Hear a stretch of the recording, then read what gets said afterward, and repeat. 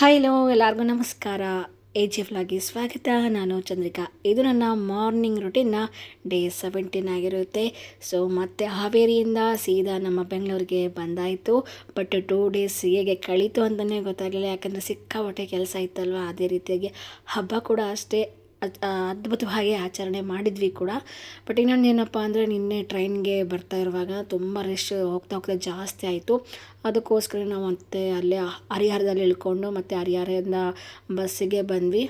ತುಂಬ ಬೇಜಾರಾಯಿತು, ಯಾಕಂದರೆ ಟಿಕೆಟ್ ಎಲ್ಲ ತೆಗೆಸ್ಕೊಂಡು ಅಷ್ಟೊಂದು 300-400 ರೂಪಾಯಿ ಎಲ್ಲ ವೇಸ್ಟ್ ಮಾಡ್ಕೊಂಡು ಮತ್ತೆ ಬಸ್ಗೆ ಬರಬೇಕಾಯಿತು. ಬಟ್ ಪರವಾಗಿಲ್ಲ, ಯಾಕಂದರೆ ಫಸ್ಟು ಹೆಣ್ಮಕ್ಳು ಸೇಫ್ಟಿ ಮುಖ್ಯ ಅಂತ ನಮ್ಮ ಹಸ್ಬೆಂಡು ಸೀದಾ ಬಸ್ಸಿಗೆ ಕರ್ಕೊಂಬಂದರು. ಅದಾದಮೇಲೆ ಮಾರ್ನಿಂಗ್ ಒಂದು 7:30 ಹಂಗೆ ರೀಚ್ ಆದ್ವಿ. ಮನೆಗೆ ಹೋಗೋಷ್ಟಿಗೆ 8:30 ಆಗೋಗ್ಬಿಡ್ತು. ಮತ್ತು ನಾವು ಬಸ್ಸಿಗೆ ಹೋಗೋಣ ಅಂತಂದು ಹೋದ್ವಿ. ಯಾಕಂದರೆ ತುಂಬ ಈಗ ಆಲ್ರೆಡಿ 300-400 ರೂಪಾಯಿ ಹೋಗಿದೆ, ಮತ್ತು ಈಗ ಆಟೋಕ್ಕೆ ಅಂದರೆ 200 ರೂಪಾಯಿ ಬೇಕು. ಅದಕ್ಕೋಸ್ಕರ ನಾವು ಸೀದಾ ಬಸ್ಗೆ ಹೋಗಿ ಬಸ್ ಸ್ಟ್ಯಾಂಡಿಂದ ನಡ್ಕೊತ ಹೋದ್ವಿ. ಅದಾದಮೇಲೆ ಫ್ರೆಶ್ ಅಪ್ ಎಲ್ಲ ಆಗಿ ಟೀ ಮಾಡ್ಕೊಂಡು ಕುಡಿದು, ನಮ್ಮ ಮನೆಯವ್ರು ಫಸ್ಟು ಟೀ ಬೇಕಿತ್ತು, ಯಾಕಂದರೆ ನೈಟೆಲ್ಲ ಸ್ವಲ್ಪ ಸರಿಯಾಗಿ ನಿದ್ದೆ ಆಗಿರಲ್ವಲ್ಲ. ಅದಕ್ಕೋಸ್ಕರ ಟೀ ಎಲ್ಲ ಮಾಡ್ಕೊಂಡು ಕುಡ್ದಾದ್ಮೇಲೆ ಪೇಪರೆಲ್ಲ ಓದ್ಬಿಟ್ಟು ಸ್ವಲ್ಪ ಮಾತುಕತೆ ಎಲ್ಲ ಮುಗಿಸಿ ಫ್ರೆಶ್ ಅಪ್ ಆಗಿ ಸ್ನಾನ ಮಾಡಿ ಪೂಜೆ ಎಲ್ಲ ಮಾಡಾದ್ಮೇಲೆ ವರ್ಕೌಟ್ ಸ್ಟಾರ್ಟ್ ಮಾಡಿಕೊಂಡೆ. ಯಾಕಂದರೆ 2 ಡೇಸ್ ಗ್ಯಾಪ್ ಆಗಿತ್ತು. ಬಟ್ ನಾವು 2 ಡೇಸ್ ಗ್ಯಾಪ್ ಆದರೂ ಸಹ ನೈಟ್ ವಾಕ್ ಮಾಡ್ತಾಯಿದ್ದೆ. ಅದಕ್ಕೆ ರಿಲೇಟೆಡ್ ಆಗಿ ಒಂದು 30 ಮಿನಿಟ್ಸ್ ವಾಕ್ ಮಾಡ್ತಾಯಿದ್ದೆ. ಅಲ್ಲಿಗೆ ಇದು ಆಗ್ತಾಯಿತ್ತು, ಮ್ಯಾನೇಜ್ ಆಗ್ತಾಯಿತ್ತು. ಅದಕ್ಕೋಸ್ಕರ ಬಟ್ ಮತ್ತು ಸ್ಕಿಪ್ ಮಾಡಿದರೆ ತುಂಬ ಕಷ್ಟ ಅನಿಸುತ್ತೆ ಅಂದ್ಕೊಂಡು ಮತ್ತೆ ನಾನು ಸ್ಟಾರ್ಟ್ ಮಾಡಿದೆ.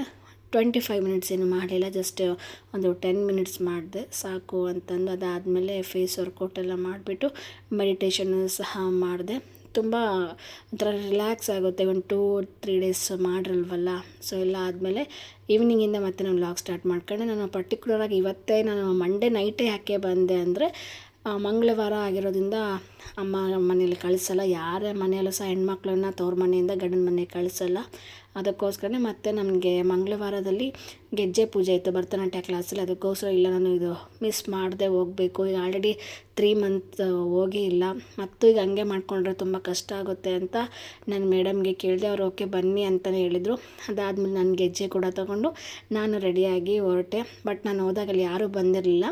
ನಾನು ಮುಂಚೆ ಮೇಡಮ್ಗೆ ಹೇಳಿದ್ದೆ, ಮೇಡಮ್ ನನಗೆ ಎಷ್ಟು ಸಾಧ್ಯನೋ ಬಂದು ಸ್ವಲ್ಪ ಹೆಲ್ಪ್ ಮಾಡ್ತೀನಿ ಅಂತಂದು. ಓಕೆ ಬನ್ನಿ ಅಂತ ಹೇಳಿದರು.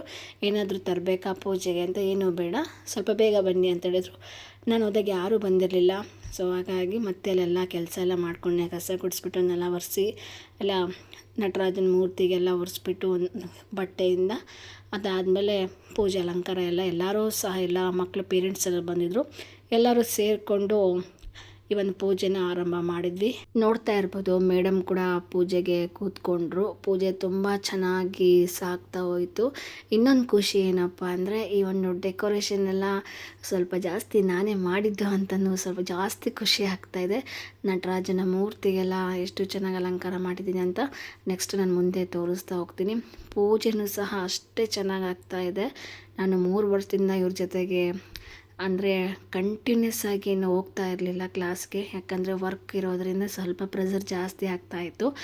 ಅದರ್ವೈಸ್ ನಾನು ಟಚ್ಚಲ್ಲಿದ್ದೆ ಭರತನಾಟ್ಯಮ್ಗೆ. ನೋಡ್ತಾ ಇರ್ಬೋದು, ನೋಡಿ ನಾನು ಹೇಳಿದ್ನಲ್ಲ, ಈ ಡೆಕೋರೇಷನನ್ನು ನಾನೇ ಮಾಡಿದ್ದು. ನನಗೆ ತುಂಬ ಖುಷಿ ಆಗುತ್ತೆ. ಅದರಲ್ಲೂ ದೇವ್ರ ಮನೆ ಅಲಂಕಾರ ಮಾಡೋದು ಅಥವಾ ದೇವರಿಗೆ ಪೂಜೆ ಮಾಡುವಾಗ ಅಲಂಕಾರ ಮಾಡೋದು ನನಗೆ ತುಂಬಾ ಇಷ್ಟ ಆಗುತ್ತೆ. ನೋಡ್ತಾ ಇರ್ಬೋದು, ಪೇರೆಂಟ್ಸ್ ಕೂಡ ಬಂದಿದ್ದಾರೆ, ಎಲ್ಲ ಮಕ್ಕಳು ಕೂಡ ಬಂದಿದ್ದಾರೆ. ಇಲ್ಲಿ ಬ್ಯಾಚ್ ವೈಸಸ್ ಇದೆ, ಯಾಕಂದರೆ ಬೇರೆ ಬೇರೆ ಕಡೆ ಬೇರೆ ಬೇರೆ ಸ್ಟೂಡೆಂಟ್ಸ್ ಎಲ್ಲ ಇದ್ದಾರೆ. ಇಲ್ಲಿ ಪರ್ಟಿಕ್ಯುಲರಾಗಿ ಒಂದು 20-25 ಮೆಂಬರ್ಸ್ ಮಾತ್ರ ಇರುವಂಥದ್ದು. ಎಲ್ಲರೂ ಸಹ ಬಂದಿದ್ದರು. 1-2-3 ಸ್ಟೂಡೆಂಟ್ಸ್ ಬಂದಿರಲಿಲ್ಲ. ಪೂಜೆನೂ ಕೂಡ ಅಲ್ಲಿ ಸಹ ಗಣೇಶನಿಗೆ ಎಲ್ಲ ಪೂಜೆ ಎಲ್ಲ ಮಾಡಿಬಿಟ್ಟು ಇಲ್ಲಿ ಬಂದುಬಿಟ್ಟು ನಟರಾಜನ ಮೂರ್ತಿಗೆ ಮೇಡಮ್ ಅವರು ಪೂಜೆ ಮಾಡ್ತಾ ಇದ್ದಾರೆ. ಪೂಜೆನ ಮಾತ್ರ ತುಂಬಾ ಚೆನ್ನಾಗಾಯಿತು. ನಿಧಾನ ಆದರೂ ಪರವಾಗಿಲ್ಲ, ಪೂಜೆ ವಿಚಾರದಲ್ಲಿ ಮಾತ್ರ ತುಂಬ ಚೆನ್ನಾಗಿ ಆಗಬೇಕು ಅಂತ ನಾನು ಬಯಸ್ತೀನಿ. ಬಟ್ 3 ತಿಂಗಳಾದಮೇಲೆ ಹೋದಾಗ ನನಗೆ ಎಷ್ಟು ಖುಷಿ ಆಗ್ತಿತ್ತು ಅಂದರೆ ತುಂಬಾ ಖುಷಿ ಆಗ್ತಿತ್ತು. ತುಂಬ ಮಿಸ್ ಮಾಡ್ಕೊತಿದ್ದೆ ಈ ಒಂದು ಡ್ಯಾನ್ಸ್ ಕ್ಲಾಸ್ನ. ಅದರಲ್ಲಿ ಎಲ್ಲ ಸ್ಟೂಡೆಂಟ್ಸ್ಗಳನ್ನ ನನ್ನನ್ನು ಶಾಕ್ ಆಗೋ ರೀತಿಯಲ್ಲಿ ನೋಡ್ತಾ ಇದ್ದರು. ಯಾಕಂದರೆ ಇಷ್ಟು ದಿನ ಬಂದಿರಲಿಲ್ಲ, 3 ಮಂತ್ಸ್ ಆದಮೇಲೆ ಈ ಒಂದು ಕ್ಲಾಸ್ಗೆ ಬಂದಿದ್ದು. ಅದರಲ್ಲೂ ಪೂಜೆ ದಿನವೇ ಬಂದಿದ್ದೀನಿ, ಗೆಜ್ಜೆ ಪೂಜೆ ದಿನ. ಹೇಳಲಿಕ್ಕೆ ಆಗಲ್ಲ, ಅವತ್ತೇ ನಾನು ಹೋಗಬೇಕು ಅಂತ ಇತ್ತೇನೋ. ಏಪ್ರಿಲ್ 1ಗೆ ಮಂಗಳವಾರ ಆಗಿರೋದ್ರಿಂದ ಅವತ್ತೇ ತುಂಬ ಒಳ್ಳೆ ದಿನ ಆಗಿತ್ತು. ತುಂಬಾ ಚೆನ್ನಾಗಿ ಪೂಜೆ ಎಲ್ಲ ತುಂಬ ಚೆನ್ನಾಗಾಯಿತು. ಪ್ರಸಾದ ಕೂಡ ಒಬ್ಬರು ಪೇರೆಂಟ್ಸ್ ಮಾಡ್ಕೊಂಬಂದಿದ್ರು. ನೋಡ್ತಾ ಇರ್ಬೋದು ಎಷ್ಟು ಚೆನ್ನಾಗಾಯಿತು ಅಂತಂದರೆ, ಎಲ್ಲ ಪೂಜೆ ಎಲ್ಲ ಮುಗಿದಾದ್ಮೇಲೆ ನಾವು ಸಹ ಪ್ರತಿಯೊಬ್ಬರು ಸ್ಟೂಡೆಂಟ್ಸು ಸಹ ಒಬ್ಬೊಬ್ಬರೇ ಗಣೇಶನಿಗೆ ಅಕ್ಷತೆ ಹಾಕ್ಬಿಟ್ಟು ಹೂವು ಹಾಕ್ಬಿಟ್ಟು ನಮಸ್ಕಾರ ಮಾಡಿದ್ವಿ. ಅದಾದ ನಂತರದಲ್ಲಿ ಎಲ್ಲ ಮಕ್ಕಳು ಮಾಡಿದ ಮೇಲೆ ಪ್ರತಿಯೊಬ್ಬೊಬ್ರಿಗೂ ಸಹ ಗೆಜ್ಜೆನ ಕೊಡ್ಕೊತ ಬಂದು ನಾವು ಸಹ ಅವರಿಗೆ ಕಾಲಿಗೆ ಬಿದ್ದು ಗೆಜ್ಜೆನ ಕೂಡ ತೊಗೊಂಡ್ವಿ. ಅದಾದಮೇಲೆ ಎಲ್ಲರಿಗೂ ಮಕ್ಕಳಿಗೆ ಕೊಟ್ಟಾದಮೇಲೆ ಹೊಸ್ದಾಗಿರುವಂಥ ಸ್ಟೂಡೆಂಟ್ಸಿಗೂ ಸಹ ಗೆಜ್ಜೆನ ಕೊಟ್ವಿ. ಅದಾದಮೇಲೆ ಮತ್ತು ಗೆಜ್ಜೆ ಪೂಜೆ ಎಲ್ಲ ಆದಮೇಲೆ ಪರ್ಟಿಕ್ಯುಲರಾಗಿ ಎಲ್ಲರೂ ಸಹ ಗೆಜ್ಜೆ ಹಾಕಿಸ್ಕೊಂಡು ಡ್ಯಾನ್ಸ್ ಮಾಡಲೇಬೇಕಾಗುತ್ತೆ. ನೀವು ನೋಡ್ತಾ ಇರ್ಬೋದು ಈಗ.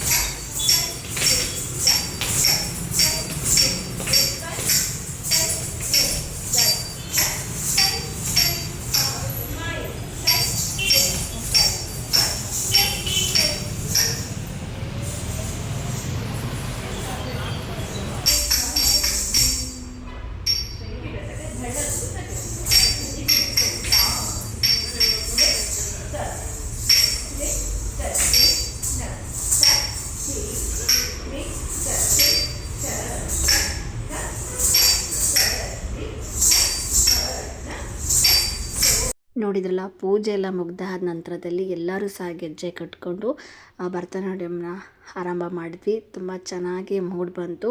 3 ತಿಂಗಳಾದರೂ ಸಹ ನನಗೆ ಅದು ಬಿಟ್ಟೋಗಿಲ್ಲ. ಆ ಒಂದು ಕಲೆ ತುಂಬ ಚೆನ್ನಾಗಿ ಹೊಂದ್ಕೊಂಡಿದೆ. ತುಂಬ ಖುಷಿ ಆಗ್ತಿದೆ ನಾನು ಡ್ಯಾನ್ಸ್ ಮಾಡಿದ್ದು. ಇದಾದ ನಂತರದಲ್ಲಿ ನಮ್ಮ ಮನೆಯವರು ಸಹ ಬಂದಿದ್ದರು. ಬಂದು ಕರ್ಕೊಂಡೋದ್ರು. ಪ್ರಸಾದ ಸಹ ತಗೊಂಡೋಗಿದ್ದೆ, ಅವ್ರಿಗೂ ಸಹ ಕೊಟ್ಟೆ. ಅವರು ಹಂಗೆ ತಿಂದು ಅದಾದಮೇಲೆ ಮತ್ತೆ ಮನೆ ಹತ್ರ ಹೋಗಿದ್ವಿ. ಅಲ್ಲೇ ಆನ್ ದ ವೇ ಗೋಬಿ ಸಹ ತಿಂದ್ಕೊಂಡು ಮತ್ತೆ ಮನೆ ಕಡೆಗೆ ಹೋಗಿದ್ವಿ. ಸೊ ಇದಾಗಿತ್ತು ನನ್ನ ಮಾರ್ನಿಂಗ್ ರುಟೀನ್ನ ಡೇ 17ನ ವ್ಲಾಗ್ ಆಗಿತ್ತು. ಇವತ್ತಿನ ವ್ಲಾಗ್ ಮುಗಿಸ್ತಾ ಇದ್ದೀನಿ. ಎಲ್ಲರಿಗೂ ನಮಸ್ಕಾರ. ಸಬ್ಸ್ಕ್ರೈಬ್ ಮಾಡೋದನ್ನ ಮರಿಬೇಡಿ. Thank you.